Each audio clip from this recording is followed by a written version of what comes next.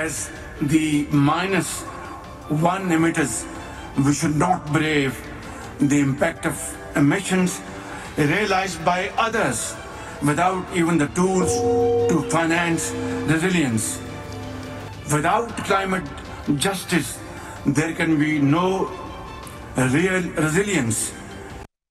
अस्सलाम वालेकुम, मैं हूं मुनीज़े जहांगीर और आप देख रहे हैं प्रोग्राम स्पॉटलाइट। नाजरीन, आज वज़ीर आज़म शहबाज शरीफ ने बाकू में माहौलियाती तब्दीली की बात की, जिसके मनफी असरात पाकिस्तान और हिंदुस्तान में महसूस हो रहे हैं। पाकिस्तान में लाहौर, मुल्तान, फैसलाबाद, जबकि इंडिया में दिल्ली और चंडीगढ़ स्मॉग की लपेट में हैं। इसलिए हमने आज का प्रोग्राम स्मॉग पे रखा है, चूँकि रोज़ हम सियासत पर बात करते हैं, मगर ज़रूरी है कि आज हम स्मॉग पर बात करें। पंजाब में 17 नवंबर तक स्कूल जो हैं वो बंद कर दिए गए हैं। इस साल तो ऐसे लगता है कि जैसे कोई पोल्यूशन बॉम्ब कहीं फट गया हो। तभी पंजाब की वज़ीर आला मरियम नवाज़ ने कहा कि वो इंडियन पंजाब के वज़ीर आला भगवंत मान को लिखेंगी कि इस मसले का हल मिलकर ढूंढते हैं। कल पाकिस्तान में पंजाब के अंदर खुसूसन लाहौर में इशू है स्मॉग का, तो ये डिप्लोमेसी हमें इंडिया के साथ करनी है। मैं सोच रही हूँ कि इंडियन चीफ मिनिस्टर जो पंजाब के चीफ मिनिस्टर हैं उनको ख़त लिखूँ कि ये एक सियासी मसला नहीं है, इंसानी मसला है, जिसके ऊपर अगर हम भी इक़दामात उठा रहे हैं तो इंडियन साइड से भी मैचिंग रिस्पांस होना चाहिए। हवाओं को तो नहीं पता कि बीच में लकीर है। मोहतरमा मरियम नवाज़ को इंडियन पंजाब के वज़ीर आला ने स्मॉग डिप्लोमेसी का जवाब कुछ मज़ाहिया अंदाज में दिया, जो उनका एक ट्रेडमार्क है। दिखाते हैं आपको। बहुत कम लोगों को ये पता है कि भगवंत मान की जो असल वजह शोहरत है वो कॉमेडी है। मगर नाजरीन, जो स्मॉग है इट्स नो जोक, एक संजीदा मसला है जिसकी वजह से दोनों मुल्कों में बसने वाले करोड़ों लोगों की ज़िंदगियां दांव पर लग चुकी हैं। यूनिसेफ के मुताबिक स्मॉग की वजह से पंजाब के 5 साल से कम उम्र के 1 करोड़ बच्चों की ज़िंदगियों को ख़तरा है, जबकि लाहौर का म्यो अस्पताल और दिल्ली का सफदरजंग अस्पताल इस वक्त सांस की मरीज़ों से भर चुके हैं। कभी सुबह के वक्त लाहौर दुनिया का आलूदा तरीन शहर होता है, तो शाम तक ये मुसीबत दिल्ली पर आ जाती है। और ये सब इस वजह से होता है क्योंकि हवाएं सरहदों को नहीं मानती। और इसकी तस्दीक अमरीकी इदारे नासा की इस तस्वीर ने भी की है, जिसमें देखा जा सकता है कि दोनों मुल्कों जो हैं उन पे जहरीली जो स्मॉग है उसकी एक चादर जो है उसने उसको लपेटे हुए है। क्योंकि ये इतने करीब वाक़े हैं कि अमृतसर में जलने वाली फसल लाहौर को आलूदा करती है, तो कसूर की भट्टियों से उठने वाली आग और धुआं जो है वो चंद ही मिनटों में इंडिया के शहर फ़िरोज़पुर की फ़िज़ाओं को मुहलिक कर देता है। माहिरीन कह रहे हैं कि इस मसले का हल पाकिस्तान और इंडिया को मुश्तरका तौर पर ढूंढना होगा, क्योंकि ये मसला सरहदों से बालातर है। इस साल ने ये साबित कर दिया है कि वक्त दोनों मुल्कों के हाथ से निकलता चला जा रहा है। अब इस पर काबू पाने के लिए मुश्तरका तौर पर इक़दामात करना होंगे। इस पर बात करने के लिए हमारे साथ मौजूद हैं पंजाब असम्बली में महकमा तहफ़्फ़ुज़े माहौलियात की पार्लिमानी सेक्रेटरी कंवल परवेज़ साहिबा। आपका बहुत शुक्रिया, आपने हमें ज्वाइन किया। तहरीके इंसाफ के रहनुमा यावर बुखारी साहब, जो एनवायरमेंटल इशूज़ को बखूबी जानते हैं। पाकिस्तान एयर क्वालिटी इनिशिएटिव के डॉक्टर इमरान खालिद साहब, और इंडिया से दिल्ली से हमारे साथ जुड़ी हुई हैं भारतीय एनवायरमेंटलिस्ट भारती चतुर्वेदी, जो कि चिंतन के नाम से एक तंजीम की सरबराह हैं जो माहौल को साफ़ करने के लिए काम करती है। बहुत शुक्रिया जी, आपने हमें ज्वाइन किया। सबसे पहले डॉक्टर साहब आपकी जानिब, और आपसे ये पूछूंगी कि ये जो माहौलियाती तब्दीली है, क्या इसकी वजह से स्मॉग आ रहा है? इसकी वजह क्या है? क्योंकि हमने देखा कि डिफेंस मिनिस्टर ख्वाजा आसिफ साहब ये कहते हैं कि जी फसलों से जलाने से ज़्यादा स्मॉग नहीं आती, बल्कि ट्रांसपोर्ट की वजह से ज़्यादा आ रही है। अस्सलाम वालेकुम, thank you so much for having me be a part of this program. जी देखिए, जो पोल्यूशन आपको आबो हवा में नज़र आ रही है, चाहे वो इंडिया में है चाहे पाकिस्तान की है, उसकी कुछ वजूहात हैं। उसमें ओपन बर्निंग भी होती है, उसमें व्हीकुलर पोल्यूशन भी होती है, यानी कि गाड़ियों से भी जो पोल्यूशन आती है, that is there. Open burning होती है वेस्ट की, आपकी नेचुरल एनवायरनमेंट के अंदर डस्ट होती है, that's also a part of it. तो ये जो चीज़ें हैं, अगर जब तक कि हम इनको हल नहीं करेंगे तब तक हम इसके रूट कॉज को एड्रेस नहीं कर पाएंगे। तो ये जो स्कूल क्लोज करना होता है, आर्टिफिशियल रेन की बात की जा रही होती है, वेट वॉशिंग की, सड़कों की बात की जा रही होती है, ये कुछ भी काम हमारे बिल्कुल नहीं आएंगे। उसके लिए ज़रूरी है कि हम लोग अपने लॉस पे अमल दरामद करें। So I just want to highlight कि ये जो इस पे बात हमने कब शुरू की थी, इस पे बात हमने 1980s में शुरू कर दी थी, जब 83 में पाकिस्तान की एनवायरमेंटल प्रोटेक्शन ऑर्डिनेंस आई। 97 में वो एक्ट बनती है और 99 में एनवायरमेंटल क्वालिटी स्टैंडर्ड्स आ जाते हैं हमारे पास। 2009 तक हमारे पास एयर क्वालिटी स्टैंडर्ड्स भी आ सकते हैं। हमारे पास पहला जो प्रोग्राम था पाकिस्तान एयर क्वालिटी से को एड्रेस करने के लिए, वो जायका की मदद से 2007 में बनाया गया। तो ये प्लान्स और पॉलिसीज ये हर 2 साल बाद हम इनको रिवाइज करते हैं, लेकिन we just need to go back to the basics and address the root cause. मगर जो मैं आपकी बात से समझूं, ये सारे वजूहात हैं जिसकी वजह से स्मॉग जो है वो आ रही है, मगर सबसे बड़ी वजह ये है कि हमने इस मामले को एड्रेस सीरियसली नहीं किया। एम आई राइट डॉक्टर साहब?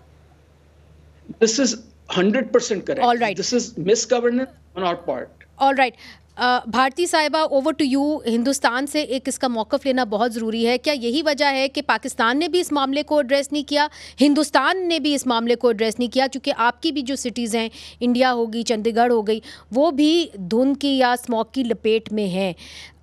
आपके यहाँ तो सुना है स्मॉग टावर्स भी खड़े कर दिए गए हैं, तो आपने इस वक्त क्या इकदाम लिया है, और क्या हुकूमत जो है वो माजी में हुकूमतें जो है उनकी सुस्त रवि की वजह से आप आज यहाँ पे पहुँचे हैं?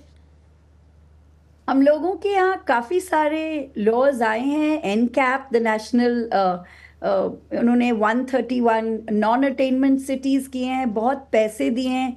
कई सिटीज़ जैसे कि आगरा, इन्होंने अपना एयर क्वालिटी इम्प्रूव भी किया है, बहुत लोकल इनोवेशन भी आया है। एपैक जैसे संस्थाएं हैं, उन्होंने भी बहुत किया है। लेकिन what's happening is now we have to move into the airshed level.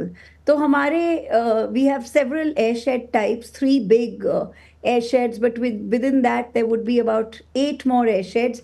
तो अब हमको एक collaboration करना है, क्योंकि हमारे laws हैं। अब हम smog towers को इतना अच्छा नहीं मानते, पहले मानते थे। Now we have gone beyond smog towers. Now we are really looking at how do you enhance things like public transport. We have excellent public transport, but we have expanding cities. इतनी expand हो रही हैं, you really have to keep pace. दूसरी चीज़ है, we are also trying to understand new ways of stopping open burning, for example. Right. So we are, every time there are new challenges, and you use, in fact, हमारे यहाँ तो एक competitive survey होता है, where the worst cities who are doing the worst in air pollution control, the government monitors them and puts it publicly.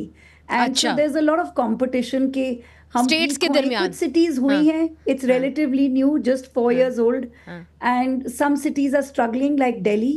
Right.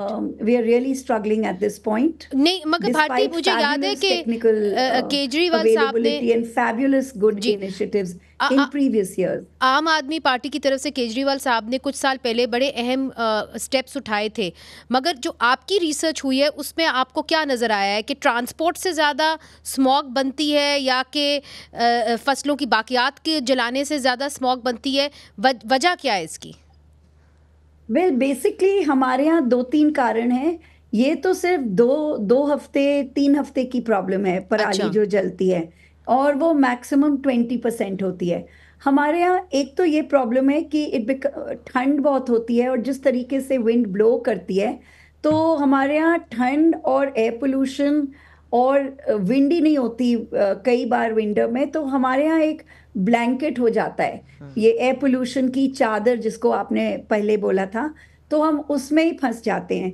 हमारा transport, क्योंकि बहुत private cars हो गए हैं, बहुत सेमी प्राइवेट हो गए हैं, तो हमारा ट्रांसपोर्ट बड़ी प्रॉब्लम है। Construction is a problem. Expanding city में आप कंस्ट्रक्शन तो जाहिर है होगा। और तीसरी आई थिंक प्रॉब्लम ये हम देख रहे हैं कि कई बार डिस्पाइट बेस्ट एफर्ट्स, पहले तो आप 10 साल पहले आते, दिल्ली में हर स्ट्रीट में कूड़ा जलता था, अब वो सब खत्म हो गया है, लेकिन तब भी आपको एक्सट्रीम हीट में भी एयर पोल्यूशन मिलेगा, क्योंकि landfills burst into fire. So we have different reasons in different seasons, but Right. we always have air pollution, except for 3-4 months. अच्छा कंवल साहिबा, चूँकि आप पंजाब असेंबली में महकमा तहफ़्फ़ुज़ माहौलियात की पार्लिमानी सेक्रेटरी हैं, बहुत सारी कन्फ्यूजन है, मिस इन्फॉर्मेशन है कि एक्चुअली स्मॉग क्यों हो रही है। भारती ने तो आपको बता दिया कि जी ट्रांसपोर्ट एक बहुत बड़ा मसला है, और भी बड़ी वजूहात हैं, कंस्ट्रक्शन का भी उन्होंने कहा, मगर क्या स्कूल्स को बंद करने से मामला हल हो जाएगा? कोई और आप स्टेप्स उठा रहे हैं पंजाब हुकूमत इस हवाले से?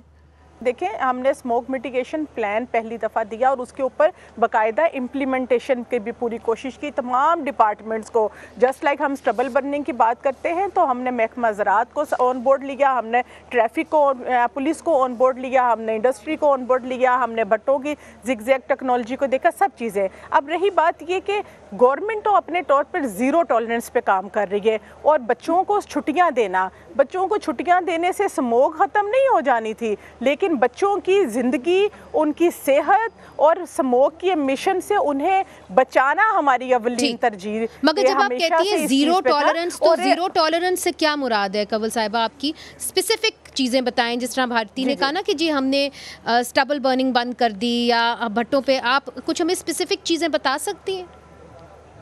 जी बिल्कुल बिल्कुल, मैं इसमें ज़रूर आपसे शेयर करूंगी कि देखिए इसमें तो कोई शक नहीं है। मैं भारती की इस बात से भी इत्तेफाक करती हूँ कि अगर हम पोल्यूशन की बात करें, एयर पोल्यूशन की, तो 83% जो है वो ट्रैफिक की वजह से है, उसके बाद इंडस्ट्री आती है और फिर दीगर चीज़ें।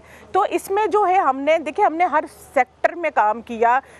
जस्ट लाइक ये कि हमने, अगर आप भट्टों से आपने कसूर के भट्टों की वेव की बात की अगर, तो हमने भट्टों को जिगजैग टेक्नोलॉजी के ऊपर लेकर गए, उनकी ई मैपिंग की, और जो भट्टे जिगजैग टेक्नोलॉजी पे नहीं गए, अगर वो इम्प्लीमेंटेशन में नहीं थे, तो हमें मजबूरन उन्हें डिमोलिश करना पड़ा। हमने इंडस्ट्रीज के साथ बैठ के बात की और उनकी एमिशन कंट्रोल सिस्टम जो है उन्हें लगाने के ऊपर उन्हें पाबंद किया। और इवन के हमने इस सिलसिले में जो छोटी इंडस्ट्रीज थी, अगर उनके पास इतना बजट नहीं था, तो सीएम साहिबा ने उन्हें आसान इकसाद के साथ उन्हें कहा कि आप एमिशन कंट्रोल लगाएं। अगर हम इसके साथ अगर बात करते हैं ट्रैफिक के हवाले से, जो कि सबसे बड़ा फैक्टर है इस वक्त, अगर मैं आपको सिर्फ लाहौर शहर की बात करूं तो लाहौर में 13 लाख गाड़ियां जो है वो आपके रोड पे रेगुलर होती हैं, और जिसमें 52 लाख तो सिर्फ आपकी मोटर बाइक्स हैं, जिसका मिशन जो है वो डेफिनेटली वो मैटर करता है। और सारी चीजें हमने इवन के हम लोग इसके ऊपर ट्रैफिक पुलिस के साथ मिलकर हम लोगों ने गाड़ियों के चालान से लेकर उनके मेंटेनेंस को आगाही से लेकर, और जब गाड़ियों ने, मैं आती हूँ फिर आपकी जानिब। यावर बुखारी साहब, जो बात कंवल साहिबा ने की है, क्या आप उससे मुतमईन हैं? चूँकि आप ऑपोजिशन में हैं, जो हुकूमत इस वक्त स्टेप्स उठा रही है, देखिए बात यह है कि आप ब्लेम गेम पे इसलिए मैं चाहूँगी कि ना जाएं, क्योंकि ये मामला, जिस तरह के भारती साहिबा ने भी कहा कि बड़ा तवील अरसे से चला आ रहा है, डॉक्टर साहब ने भी ये पॉइंट आउट किया कि ये हमने इग्नोर करते रहे इस मामले को, 1980 से हम इसके ऊपर लेजिस्लेशन कर रहे हैं। सो इस वक्त जो हुकूमत इकदाम उठा रही है, क्या वो मुनासिब है? कमल ने जो बात की कि 83%, में एक स्टेटिस्टिक्स पढ़ रहा था, इट सेड अराउंड 78%, 83 और 78 बात उधर ही है। लेकिन ट्रांसपोर्ट का जो फिटनेस का मैकेनिज्म है, जो सर्टिफिकेशन दी जाती है, देखिए हमारा क्योंकि 70 की दिहाई के बाद से लेकर आज तक आवे का आवे बिगड़ गया है, चाहे इंडिया है चाहे पाकिस्तान है। करप्शन इतनी रैम्पेंट है कि अनफिट गाड़ी को सर्टिफिकेट दे दिया जाता है और वो गाड़ी पोल्यूशन फैला रही है। देखें अभी गर्मियों में भी तो यही गाड़ियां चल रही हैं, तो उस टाइम पे स्मॉग क्यों नहीं होती? फर्क ये है कि जब ये तिब्बत की साइड से ठंडी हवाएं आती हैं, वो इंडिया में भी आती हैं, पाकिस्तान में भी आती हैं, और दुनिया जिस तरीके से घूमती है तो वो इंडिया से हवाएं पाकिस्तान एंटर करती हैं। तो ये हवाएं जो ठंडी होती हैं, ये नीचे जितनी पोल्यूशन है उसको नीचे दबा देती हैं। तो वो सारा जो इम्पैक्ट है वो आपको स्मॉग की शक्ल में नजर आता है। लेकिन मैं एक मिसाल दे रहा हूं, जब कोरोना आया था और गाड़ियों को घरों में लोगों को बैन कर दिया, घरों के अंदर बैठो, लाहौर के उस टाइम पे आप एयर इंडेक्स, क्वालिटी इंडेक्स देखें और आज का देखें, हमें करना कुछ इमरजेंसी लेवल के ऊपर ऐसा होगा कि जहां पे जो अभी एक कंबल हमारे ऊपर पड़ा हुआ है उसको हम निकालें, उसको निकालने के हमें तरीके निकालने हैं, आपको दरख्त लगाने हैं, आपको हजार चीजें करनी है। लेकिन जो कमल बातें कर रही हैं, बात बहुत अच्छी है राइट। लेकिन नजर आए ना, वो नजर नहीं आता, इसलिए कि वो कमल का कसूर नहीं है, वो हमारे महकमों का कसूर है कि वो जो हमारे बाबू साहब जाते हैं, चाहे इंडिया चाहे पाकिस्तान है, वहां पे जाके वो पैसे लेके और उन फैक्ट्रियों को, मगर आपका ये कहना है कि इमरजेंसी एक लगा देनी चाहिए, एक एनवायरमेंटल इमरजेंसी लगा देनी चाहिए, और जिस तरह के कोरोना में हालात थे कि जहां पे पाबंदियां लग गई थी, उस तरह की पाबंदियों के आप हक में हैं। क्यों यावर साहब, मैं सही समझी आपकी बात? हमें वहां पे रेडी बानों को, हमें अपने डेली वर्कर्स को देखना पड़ेगा, जो भी इस मामले में ये करेंगे, चाहे इंडिया वाले करें चाहे हम करें, हमें एक दूसरे को सपोर्ट करना चाहिए। राइट, ओके, इसके ऊपर एक छोटा सा वक्फा लेते हैं, मगर इस पे फिर बात करते हैं कि क्या वक्त आ गया है कि एनवायरमेंटल इमरजेंसी लगा दी जाए हिंदुस्तान के अंदर और पाकिस्तान के अंदर। क्या जो है वक्त हमारे हाथों से निकला चला जा रहा है, और ये जो स्मॉग की चादर दोनों पंजाबों में और दिल्ली में जो है आई हुई है, इससे छुटकारा कैसे पाएंगे? वक्फे के बाद।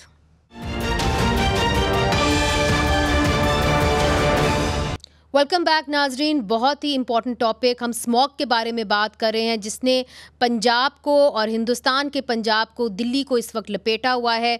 हमारे पैनल ऑफ एक्सपर्ट्स हमारे साथ मौजूद हैं, सियासतदान पाकिस्तान तहरीक इंसाफ के और पाकिस्तान मुस्लिम लीग नून के इस वक्त हमारे साथ मौजूद हैं।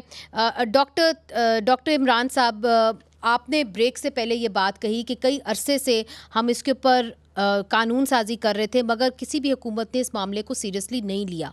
जिस तरह के यावर बुखारी साहब ने इसकी तरफ इशारा किया कि क्या वक्त आ गया है कि हम एक एनवायरमेंटल इमरजेंसी जो है वो इम्पोज कर दें? देखिए, I think it's too late for environmental emergency, क्योंकि इमरजेंसी जो है वो किसी ना किसी ऐसी सूरत हाल में आती है जहाँ पे अमवात वाक़या होने शुरू हो जाती हैं, जहाँ पे हालात इतने ख़राब हो जाते हैं कि सिचुएशन, और ये इस वक्त हो चुकी है। इमरजेंसी इस वक्त करना, इट्स इमरजेंसी हमें करना है गवर्नेंस के लेवल पर। और लेट मी टेल यू, अभी हम बात कर रहे थे कि जी क्या चीज़ें जो हैं वो सबसे ज़्यादा पोल्यूशन करी। So there is a report that is about to come out by the World Bank, उन्होंने पंजाब पे किया है, जहाँ पे जो उनका फिगर है वो अर्बन यूनिट की जो रिपोर्ट है जिसपे 83% व्हीकुलर पोल्यूशन की तरफ इशारा दिया गया था, वो बिल्कुल उसके मुतरादिफ है। वो कह रहे हैं कि जी तकरीबन पोल्यूशन, व्हीकुलर पोल्यूशन जो है वो 20% के करीब है या उससे थोड़ा कम। लेकिन हमें उस डिटेल पे अभी जाने की सबसे ज्यादा पोल्यूशन किसकी तरफ से है? सबसे ज्यादा देखिए, उसमें उन्होंने मिक्स दिया हुआ है। वो ये कहना कि वो एक किस चीज से है, वो दैट विल बी, वो ठीक नहीं होगा। अच्छा, एयरशेड की भारती ने बात की। देखिए, हम लोग इस वक्त इंडस और जो गैंजेस है उसका एक प्लेन है बिलो द हिमालयाज, यहाँ पे पूरा का पूरा प्लेन है। यहाँ के अंदर हवा जो है, वो जो चीफ मिनिस्टर साहब ने बात की, वो वाकई घूमता है। सो जो पोल्यूशन किसी वक्त वो इंडिया में इम्पैक्ट कर रही होगी, घूम के वो हमें भी इम्पैक्ट कर रही होगी। So we have to understand this. Next step is to develop your air quality standards that are in line with WHO standards. हमारे जो स्टैंडर्ड्स हैं पार्टिकुलेट मैटर इमिशंस के, वो इस वक्त इतने लैक्स हैं कि you won't believe it. After the 18th amendment the Sindh government relaxed its standards. हमारे जो बाकी सूबों के स्टैंडर्ड्स हैं वो भी कई गुना उससे कम है। तो फर्स्ट ऑफ ऑल आपने अपने स्टैंडर्ड्स को बेहतर करना है। फिर उसके बाद आपने पूरे मुल्क में आपने एयर क्वालिटी मॉनिटरिंग नेटवर्क आपने वहां पे उसमें लेके आना है। अब तक जब एयर क्वालिटी नेटवर्क्स की बात करते हैं तो हैंडल डिवाइसेस की बात करें तो जो एनवायरमेंटल प्रोटेक्शन डिपार्टमेंट वाले वो कहते हैं जी आप ये क्यों नंबर दे रहे हैं, इससे तो हमारा दुनिया भर में नाम खराब होता है। जब यूएस एम्बेसी वेंट अहेड, उन्होंने अपने मॉनिटर्स लगा दिए।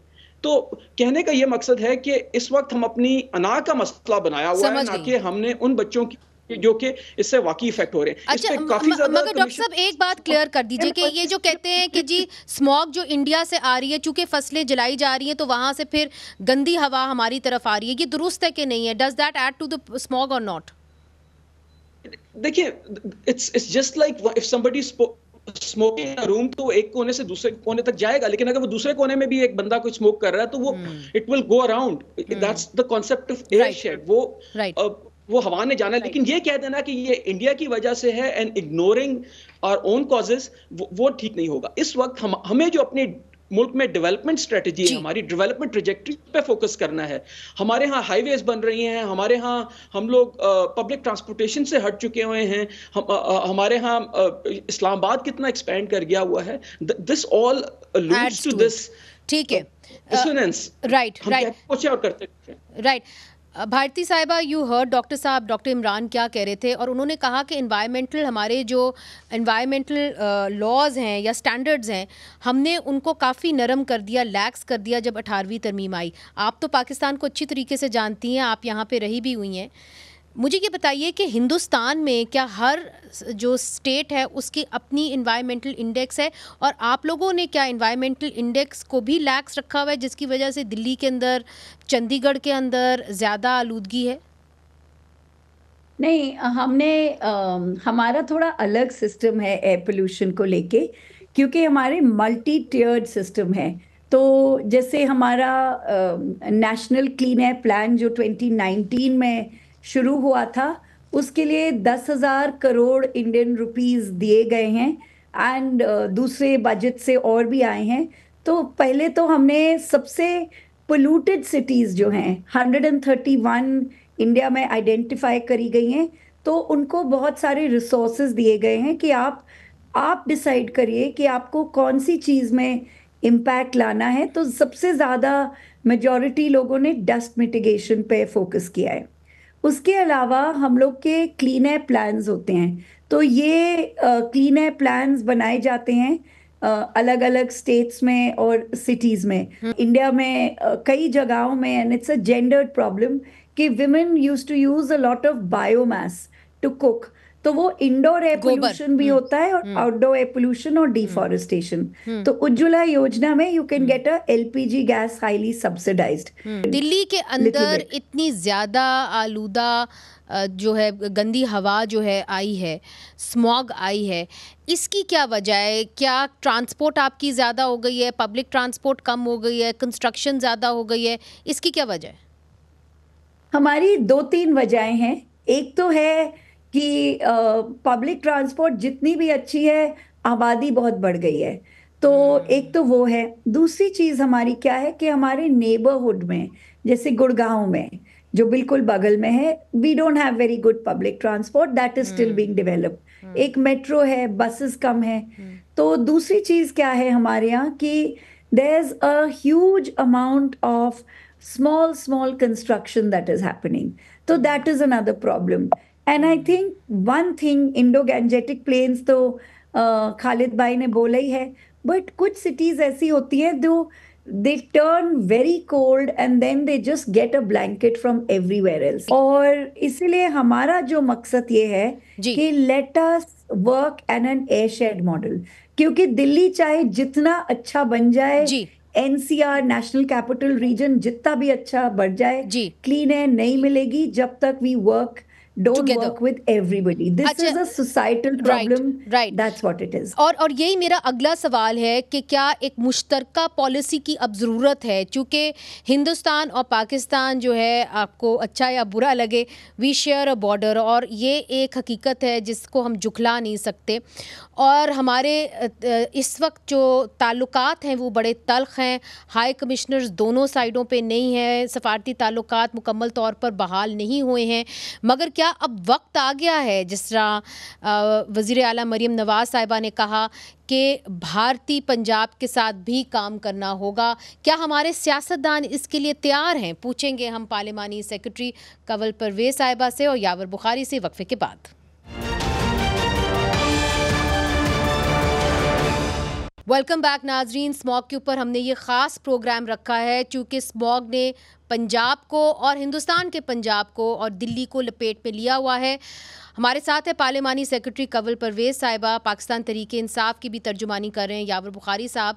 और अब सवाल ये उठता है कि मरीम नवाज़ साहिबा ने तो ये कह दिया कि मैं ख़त लिखूंगी पंजाब के, हिंदुस्तान के पंजाब के वज़ीर आला को और कहूँगी कि ये एक मुश्तरका मसला है और जो सरहदें हैं और हवाएं जो हैं वो सरहदों को जो है रिकग्नाइज़ नहीं करती, तो हम मुश्तरका तौर पे इस मसले का हल ढूंढें। कंवल साहिबा, मरीम नवाज़ साहिबा ने सिर्फ ये बयान ही दिया था या ख़त लिखने का इरादा है? देखें, ये बयान, अब तो बातें बयानों से बहुत दूर चली गई हैं। हम तो बिल्कुल इस चीज़ पे तैयार हैं कि आएँ, मिलें, बैठें, इसके ऊपर काम करते हैं और ये काम जो और मिल बैठने से ही मसले का हल होना है। मगर अगर आप खत लिखेंगे तो वो आएंगे और मिलेंगे, डबल बर्निंग इधर भी। अभी तक तो आपने सिर्फ बयान दिया कि आपको इंशाल्लाह इंशाल्लाह। अच्छा, एक सवाल मैं ज़रूर करना चाहती हूँ भारती साहिबा से। भारती साहिबा, अगर यहाँ पे पाकिस्तान की वज़ीर आला हिंदुस्तान की पंजाब की वज़ीर आला को ख़त लिखें और कहें कि आइए बैठे और स्मॉग का हल ढूंढें, तो उसका मुस्बत जवाब उनको मिलेगा कि नहीं? देखिए, मैं तो चीफ मिनिस्टर मान के बारे में तो कुछ जानती नहीं हूँ, स्पेशली कि मैं उनका दिमाग नहीं पढ़ सकती। ये मैं ज़रूर कहना चाहूँगी कि मुझे लगता है आज की इमरजेंसी में technical people have to start talking from tomorrow morning. Not the politicians. Scientist have to talk, technical people have to talk.